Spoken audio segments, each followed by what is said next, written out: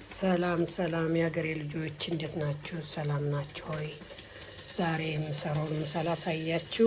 እዚህ ጋር ፋሎቱ እንትን ይላል ቅቅል ነገር ነው እዚህ ጋር እየሰራ ያለው እና እዚህ ጋር ፓስታ ቀቅያለሁ። ፓስታው ኖርማሊ እየበሰለ ነው። ያው እሳቱን አጥፍቼዋለሁ።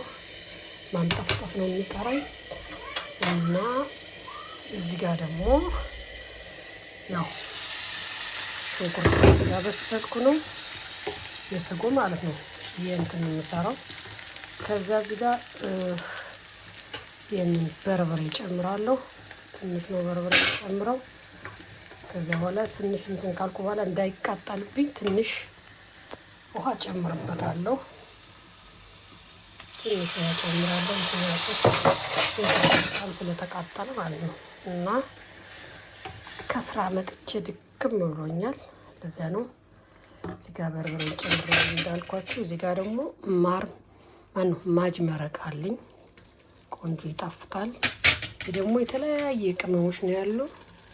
ይሄ ደግሞ ያው የፓስታ ሶስ የወዳ እንደዚህ ነው ጠርሙሱ። እዚህ ጋር ደግሞ ጠርሙስ ጨምርማኑ ይሄንን ጨምራለሁ። ቲማቲም ሳልሳ ማለት ነው። እዚህ ጋር ደግሞ የተፈጨ ስጋ አለ። ፍሪጅ ላይ ነበረ፣ ከፍሪጅ ነው ወጣው። ትንሽ ነው የምሰራው። ሁሉም ለልጆቼ ነው። ያው እንግዲህ ለስለስ ያለ ነገር ትንሽ ተቆላለሁት በኋላ እንደዚህ እሰራለሁ ማለት ነው። እና ምን ልላችሁ ግን እዚህ ጋር የተዝረከረከው ነው አትዩት። ምክንያቱም ከስራ መጥቼ ደክሞኛል። ለዚያ ነው ያው ቤተሰብ ያለው ሰው ደግሞ መስራት ስላለብኝ ግዴታ መስራት አለብኝ። እና ይኸው ይህን ዘይት ነው የምጠቀመው፣ የወይራ ዘይት ወይም ኦሊቭ ኦይል የሚባለው። እዚህ ጋር እንትን ነው ሱፕ ነው።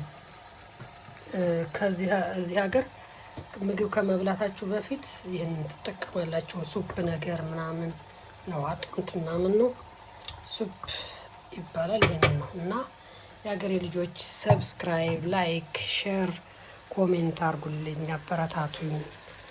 ያው ተብሎ ሀገሬ ስገባ ያው ቻናሉ እንዲያድግልኝ ስለፈለኩ ነው።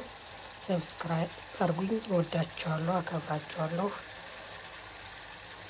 ቻው፣ ሰላም ሁኑልኝ።